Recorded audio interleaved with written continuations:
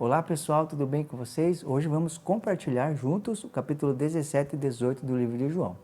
No capítulo 17 fala da oração intercessória de Jesus Cristo, a qual ele tem um diálogo com o Pai sobre si mesmo, sobre os seus discípulos, aqueles a qual ele andou 3 anos, e também sobre aqueles que haveriam de crer, ou seja, eu e você. Antes mesmo de eu e você nascer, Jesus Cristo já havia orado por nós. Olha que coisa extraordinária.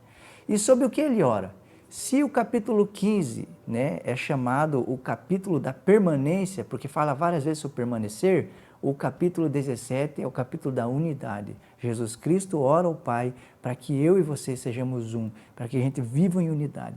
Outra coisa que Jesus Cristo ora por nós e por seus discípulos, ele ora para que o Pai nos guarde, nos livre do mal, nos livre do maligno. Olha que coisa extraordinária, saber que Jesus Cristo, o Filho de Deus, orou e continua orando por nós. No capítulo 18, começa então aqui, Jesus está no Getsemane com seus discípulos e Judas vem até ele para o entregar aos homens que ele levou. Nos outros evangelhos nos mostram como Judas fez para mostrar quem era Jesus. Ele chega e dá um beijo em Jesus para falar, ó, é esse, aquele que eu beijar que vocês devem levar. Isso acontece porque Jesus ele era exteriormente tão parecido com os discípulos ou com qualquer judeu da época que seria difícil numa noite ou num momento que não desse para ver muito bem, achar Jesus. E olha que coisa extraordinária. Nenhum dos evangelhos destaca o exterior de Jesus, seus cabelos, a roupa que usava ou coisas assim. Sabe por quê? Não valia a pena gastar tinta com o exterior de Jesus, porque o seu interior era tão extraordinário e era isso que chamava e atraía as pessoas a si. Quero te fazer uma pergunta. O que tem chamado a atenção na sua vida? Seus cabelos, seus olhos, como você se veste? Ou o seu caráter? Ou as coisas internas que existem dentro de você? O que mais tem chamado a atenção das pessoas em você? Outra coisa que eu queria que você pensasse aqui também é que quando a gente vê Jesus Cristo sendo levado pelos homens ou coisas assim, uma frase tem que estar muito clara no nosso coração. Jesus Cristo voluntariamente estava se entregando. Ninguém tira a vida dele, ele voluntariamente se entrega. E isso, é claro, fica muito claro quando Jesus se apresenta àqueles homens que o vieram buscar. Quando ele diz, sou eu, aqueles homens caem por terra. Jesus poderia ter fulminado esses homens com apenas um levantar de sobrancelhas, mas a grande verdade é que ele voluntariamente estava se entregando para nos salvar. Outra coisa que eu gostaria de falar com vocês é aqui no versículo 19.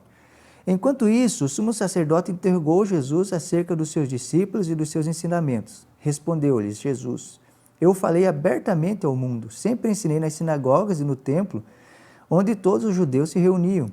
Nada disse em segredo. Por que me interrogais? Pergunta aos que me ouviram. Certamente eles sabem o que eu disse. Em outras palavras, sabe o que Jesus estava dizendo? Eu falei abertamente, a minha vida é um livro aberto, os meus ensinos é um livro aberto, a maneira que eu vivo é aberto para todas as pessoas, não escondi nada. Que coisa extraordinária! Será que a minha vida e a sua vida é um livro aberto? Será que aquilo que a gente faz ou aquilo que a gente ensina pode ser exposto para as pessoas sem que de alguma maneira a gente fique envergonhado disso? Será que quando as pessoas escutam a gente ou o que a gente está falando, a maneira que a gente está vivendo, eles poderiam reproduzir isso e a gente, sem que de alguma maneira a gente ficasse constrangido? É uma pergunta que eu e você temos que pensar. Outra coisa que me chama a atenção aqui também é aqui no versículo 28. Jesus começa a ser levado de um lado para o outro e ele chega então a Pilatos. Pilatos o interroga, o investiga, querendo saber o crime dele, o que aconteceu. E ele começa a perceber que não há nada em Jesus para o condenar. E aí então ele propõe algo, porque na festa da Páscoa eles soltavam um preso, e era um costume muito comum daquela época. E aí então ele chama Barrabás e propõe aos líderes religiosos e toda aquela multidão soltar Barrabás. Mas a grande verdade é que esses homens começam a pressioná-lo para que ele não faça isso. Olha que coisa extraordinária. Barrabás era um homem que a Bíblia vai dizer que era mau, que fez coisas ruins e com certeza merecia a morte, por tudo aquilo que cometeu. E de alguma maneira, Jesus Cristo agora vai tomar o lugar de Barrabás para que Barrabás viva e saia livre e possa ter uma oportunidade nova na sua vida. Olha que coisa extraordinária. Barrabás significa filho do Pai, ou seja, Barrabás era o filho do Pai que pecou e que ia morrer.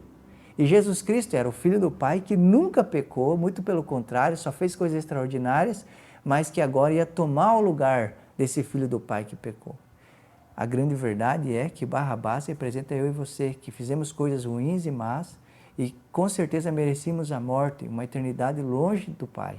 Mas Jesus Cristo, vendo a nossa situação, toma o nosso lugar, morre no nosso lugar para que a gente pudesse ser livre.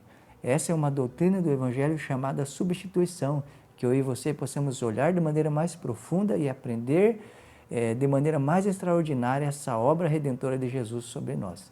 Que Deus te abençoe e até a próxima.